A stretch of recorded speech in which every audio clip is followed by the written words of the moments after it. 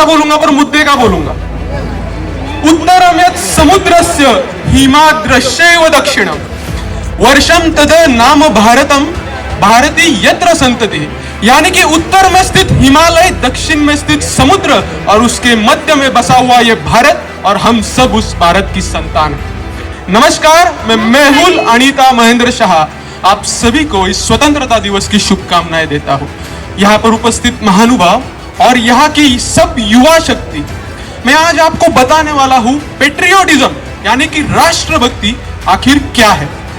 महाराज आधी लगीन कोंडाण्याचं मग माझ्या रायबाचं ये कहकर छत्रपति शिवाजी महाराज के स्वराज्य का सपना अपने कंधे पर लेने वाले वीर तानाजी मालुसरे की ये भावना है राष्ट्रभक्ति। महज 0.4 पॉपुलेशन होकर भी हम जैन लोग 24% इनकम टैक्स भर रहे हैं, ये भावना है राष्ट्र निर्माण की। महज 22-23 साल की उम्र में हंसते हंसते फांसी पर चढ़ने वाले भगत सिंह, राजगुरु, सुखदेव, इनकी राष्ट्र के लिए समर्पण की भावना है राष्ट्रभक्ति। राष्ट्रभक्ति कोई कठिन संज्ञा नहीं है, वो बस इतनी बात है कि नेशन फर्स्ट सेल्फ लास्ट। आज इस आजादी का जश्न हम मना रहे हैं जिसकी शुरुआत 1857 में एक छोटी सी चिंगारी से हुई थी और जिसकी भयंकर ज्वाला ने 1947 में हमें स्वतंत्रता दिलाई है। आजादी से पहले और आजादी के बाद राष्ट्रभक्ति की व्याख्या अलग अलग है। आज देश ऐसा नहीं चाहता कि हम उस पर मर मिटे, हम अपना बलिदान दें। आजादी के पहले, आजादी के बाद कुछ युद्धों में हमें बलिदान देना पड़ा। आज की थीम भी सोल्जर्स के ऊपर है, तो एक उदाहरण देना चाहूंगा कि क्या होता है बलिदान, क्या होता है समर्पण।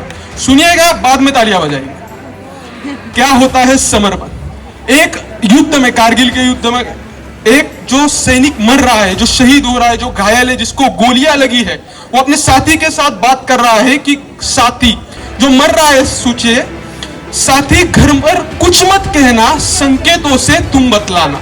साथी घर पर कुछ मत कहना, संकेतों से तुम बतलाना। यदि मेरा हाल मेरी मां पूछे तो जलता दिया बुझा देना। यदि मेरा हाल मेरी मां पूछे तो जलता दिया बुझा देना। इतने पर भी ना समझे तो आंसू तुम छलका देना। यदि मेरा हाल मेरे पापा पूछे, यदि मेरा हाल मेरे पापा पूछे तो हाथ उनके तुम सहलाना। अगर इतने पर भी ना समझे तो लाठी तोड़ दिखा देना। यदि मेरा हाल मेरी पत्नी पूछे, यदि मेरा हाल मेरी पत्नी पूछे तो सिर झुकाकर खड़े रहना। अगर इतने पर भी ना समझे तो मांग का सिंदूर मिटा देना। यदि मेरा हाल मेरी बहना पूछे तो सूनी कलाई दिखा देना। अगर इतने पर भी ना समझे तो राखी तोड़ बता देना। अगर मेरा हाल मेरा बेटा पूछे तो सिर उसका तुम सहलाना। अगर इतने पर भी ना समझे तो सीने से लगाकर रो देना। पर अगर मेरा हाल मेरा भाई पूछे, सुनिएगा, अगर मेरा हाल मेरा भाई पूछे तो खाली राह दिखा देना। अगर इतने पर भी ना समझे तो सैनिक का मार्ग बता देना। यह होता है समर्पण, यह होती है देशभक्ति।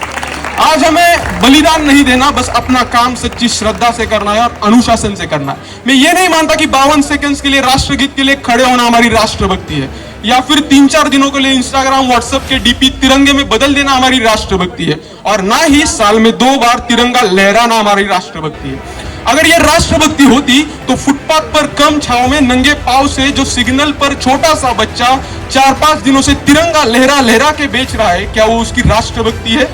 नहीं, वो उसकी राष्ट्रभक्ति नहीं, उसके पेट के भूख की शक्ति है जो उसे ये करने पर मजबूर कर रही है। और ये जो राष्ट्रभक्ति है वो अपने लिए, अपने परिवार के लिए, अपने समाज के लिए समर्पण है। इसलिए कहा है, अगर तू परिंदा है तो ये आसमान तेरा है, अगर तू परिंदा है तो ये आसमान तेरा है, और अगर तू दरिंदा है तो ये कब्रिस्तान तेरा है। अभी हमारा जो भारत है वो विविध अंगों से बना हुआ है। उसमें एक विशेष वर्ग है किसान वर्ग, जिनके लिए मैं खुद ग्राउंड लेवल पे काम कर रहा हूं। ये वही किसान है, ये वही किसान है जिसके कच्चे घर की छत टपक रही होती है फिर भी वो बारिश के लिए दुआ करता है। ये वही किसान है जिसके खेतों में आजकल फसलों की जगह पर भूख उग रही है, और जब जब किसानों के खेतों में फसलों की जगह पर भूख उगेगी तब तब किसान शहरों की तरफ रोजगार के लिए आएगा।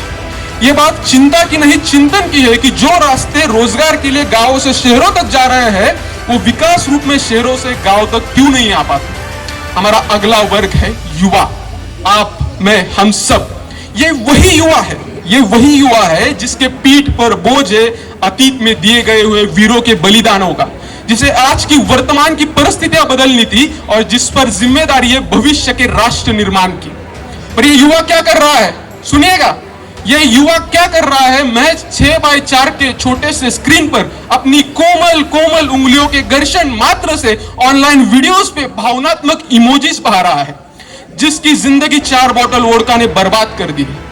हमारा अगला वर्ग है महिला वर्ग। आज हम ऐसे समाज में जी रहे हैं जहां पर शाम को मदर इंडिया देखा जाता है और रात को पत्नी को पीटा जाता है, जहां पर बच्चे अपने बूढ़े माँ बाप को वृद्धाश्रम में छोड़ देते हैं, और जहां पर अभी 2 दिन पहले की बात है, कलकत्ता में जो डॉक्टर के साथ दुर्भाग्यपूर्ण घटना हुई, ये जो डॉक्टर का सफेद अपहरण लाल हुआ, उससे हमारे आजादी पर सवाल हुआ।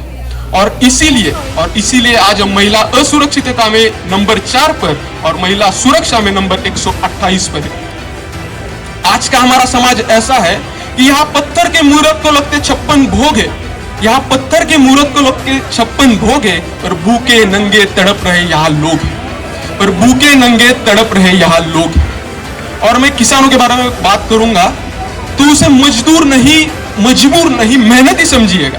उसे मजदूर नहीं, मजबूर नहीं, मेहनती समझिएगा। उसे देना है तो दान दीजिए, दान नहीं। अगर आपको दान दीजिए तो दान देना है तो यहाँ जीते जी रक्तदान दीजिए, मरने के बाद अंगदान दीजिए ताकि किसी को जीवन दान मिल सके। और हमें बड़ी बड़ी बातें नहीं, छोटी छोटी कोशिशें करनी है, क्योंकि हमें ठोकरें पत्थरों से लगती है, पहाड़ों से नहीं। और ऐसे ही एक छोटी सी कोशिश कई सालों पहले, 100 सालों से भी ऊपर, एक गुरु महात्मा ने की थी, इसलिए हमारा बीजेपी एसएमजेवी शुरू हुआ।